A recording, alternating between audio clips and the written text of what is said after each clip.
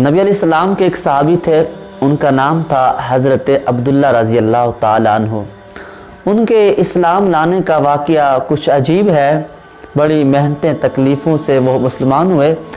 میں وہ واقعہ آپ کے سامنے رکھنا چاہتا ہوں۔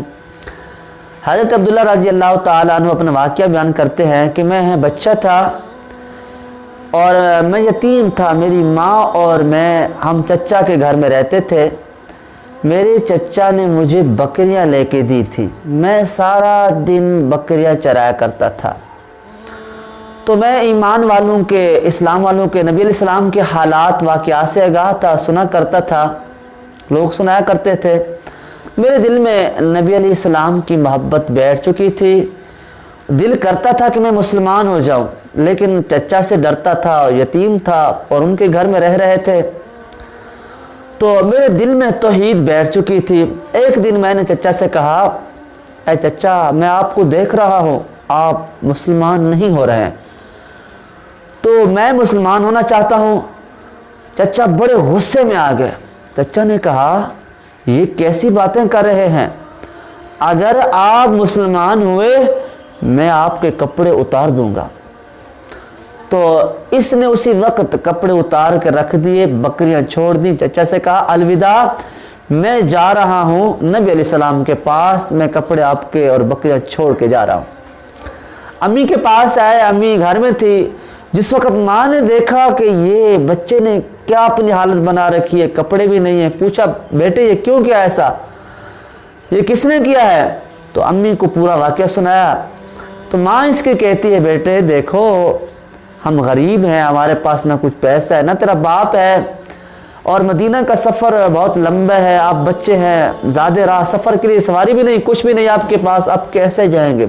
تو ان کے دل میں نبی علیہ السلام کی محبت بیٹھ چکی تھی۔ تو اس نے کہا، امی میں نے جانا ہے ہر حال میں۔ تو امی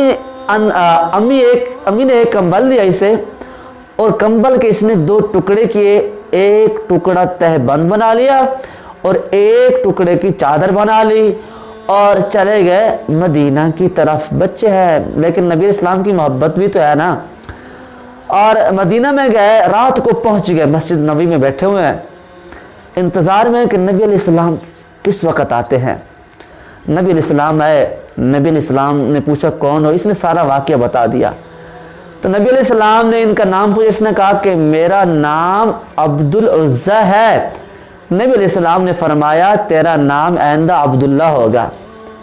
تو نبی علیہ السلام نے اس کو اصحاب صفہ میں شامل کر دیا۔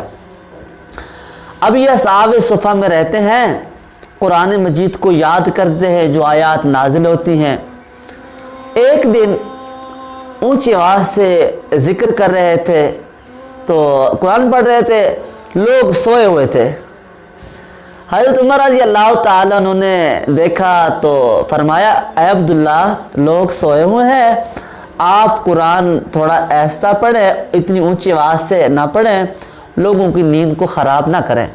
نبی علیہ السلام نے سنا، فرمایا، اے عمر، اسے پڑھنے دیجئے، یہ اسلام کے لیے سب کچھ چھوڑایا ہے۔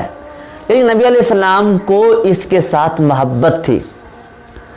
اور جس وقت غزوہ تبوک کی تیاریاں ہونے لگی تو یہ نبی علیہ السلام کے پاس آئے کہ اے اللہ کے رسول، میرے لیے دعا کیجئے کہ میں اللہ کے راستے میں شہید ہو جاؤں۔ نبی علیہ السلام نے فرمایا، جاؤ ایک ٹہنی لے آؤ درخت کی۔ یہ دوڑے اور ایک ٹہنی لے کے آئے، نبی علیہ السلام کے پاس آ گئے۔ نبی علیہ السلام سے کہتے ہیں، اے اللہ کے رسول، میرے لیے دعا کیجئے۔ نبی علیہ السلام نے وہ ٹہنی ان کے ہاتھ پر باندھ دی اور یہ دعا کی، یا اللہ، کفار کا وار اس پر نہ ہو، ان کے خون کو کفار پر حرام کر دیجئے۔ یہ سن کر بڑے حیران ہوئے کہ اے اللہ کے رسول، میں تو شہید ہونا چاہتا ہوں، جس وقت مجھ پر وار ہی نہیں ہوگا، میرا خون بھی حرام ہے کفار پر، پھر میں کیسے شہید ہوں گا؟ تو نبی علیہ السلام نے فرمایا، جو اللہ کے راستے میں جاتا ہے تو اگر وہ اسے بخار ہو جائے، بخار کی تپش سے وہ فوت ہو جائے تو وہ بھی شہید ہوتا ہے۔ تو یہ غزوہ تبوک میں جاتے ہیں، کسی کافر کی تلوار اور تیر اس کے اوپر، اس کے جسم پر نہیں لگا ہے۔ تو یہ بخار اسے ہوا ہے، تیز بخار کی وجہ سے یہ فوت ہو گیا ہے۔ نبی اسلام کی دعا تھی اور نبی علیہ السلام نے اس کو قبر میں رکھا، خود حضرت ابوبکر رضی اللہ تعالیٰ عنہ اور نبی علیہ السلام دونوں نے لحاظ میں رکھا، اور حضرت بلال بن حارث المزنی رضی اللہ تعالیٰ عنہ فرماتے ہیں کہ میرے ہاتھ میں چراغ تھا، نبی علیہ السلام دعا دے رہے تھے کہ اے اللہ اس پر راضی ہو جائیے، میں بھی اس سے راضی ہوں۔ حضرت عبداللہ بن مسعود رضی اللہ تعالیٰ عنہ فرماتے ہیں کاش یہ دفن ہونے والا میں ہوتا، اللہ کے نبی مجھے دفنا رہے ہوتے اور یہ دعا مجھے دیتے۔